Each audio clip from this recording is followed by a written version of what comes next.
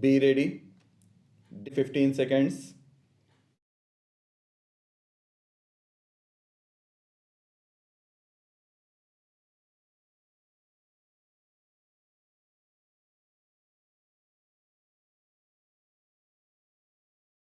Sir, this is the time to look at the performance of the general fiscal situation.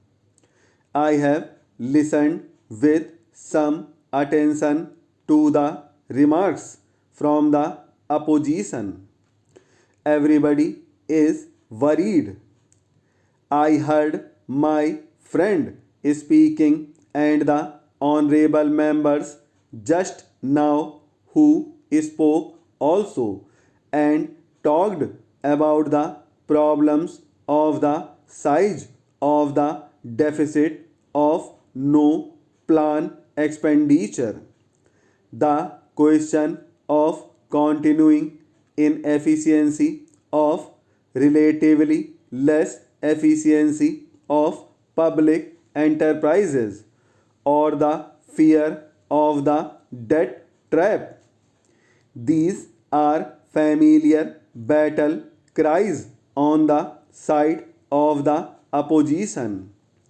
At the same time, if you heard the earlier debates, the demand on behalf of the states for net added transfer of resources from the center to states is still growing. The pressure is mounting. There is a demand for additional subsidy and continuation of excise subsidies. Then, on the one side, we talk about efficiency in economic management. On the other side, we find different state governments and particularly some of the neighboring state governments indulging in populist approach towards repayment of loans from the banks or other sectors of the government.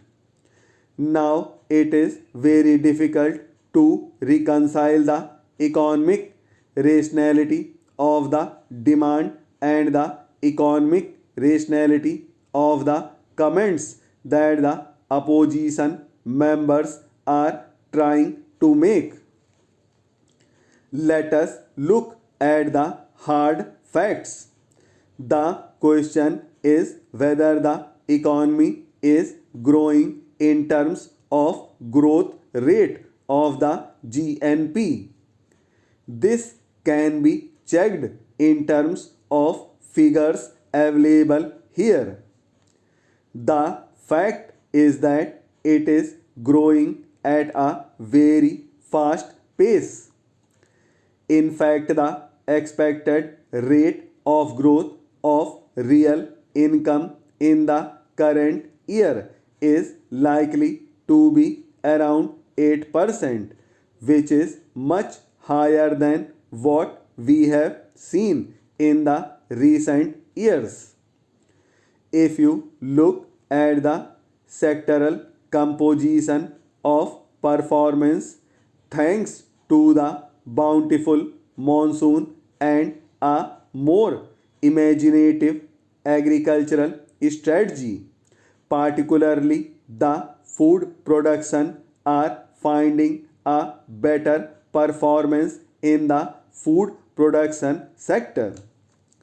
Of course, we depleted our buffer stock, but as a result of the better crops and with some imports, we are trying to replenish our buffer stocks. Industrial growth has been very encouraging, although in the last few months there has been a tendency at deceleration, and we hope by the year end the things will level up and our performance in the industrial sector will be well above the recent performance. It should be crossing 10 to 11% mark together. I heard my friend talking about the consumer's price index. There is no doubt that there is rise in the consumer's price index and the consumer faces the real punch, but the increase has not been as alarming as we think, particularly if we look at the recent drought and the risk of likely increase in price, which did not take place. Now, so far as the consumer's price index is concerned, it is closely related to the liquidity in the economy. It is true that the liquidity is growing because disposable income has been growing because of different kinds of payments that we have committed, whether it is the fifth pay commission and the cascading effect of that in the rest of the economy, or the other salary settlements, dearness allowances, and all that. This leads to demand inflation. But on supply side, if our buffer stock position is right and releases are timely and adequate, all the operations both on the supply side and on the demand side of the buffer stock are efficient, that we should have no fears. It seems to me the very fact that the price index has not been rising at a very rapid pace shows that the supply management, so far as the essential commodities are concerned, has been somewhat efficient, and this has given us a relatively better balance with demand. Now, so far as the wholesale price index is concerned, it is very encouraging.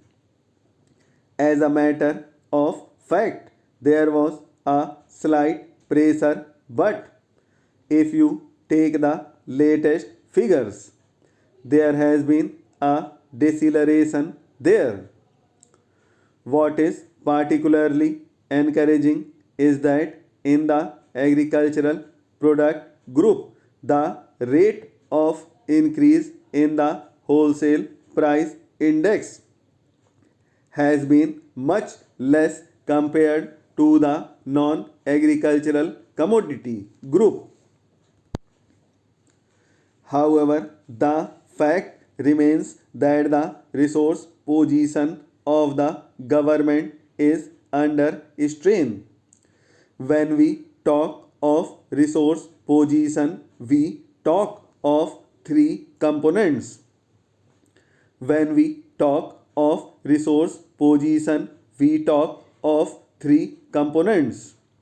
Number one, what is the rate of the domestic savings? Particularly, the net figures have been under serious stress.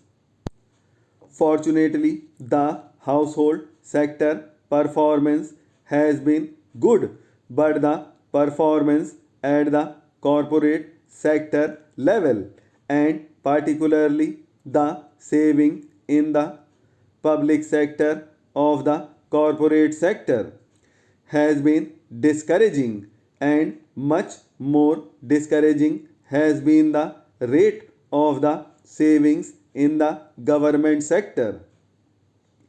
So, this is one area where substantial correction is required in order to generate adequate resource for investment.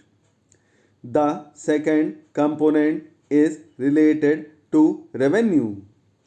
Now, if you take the total revenue picture, the direct taxes constitute 14% and indirect taxes constitute 85%, which are increasing every year.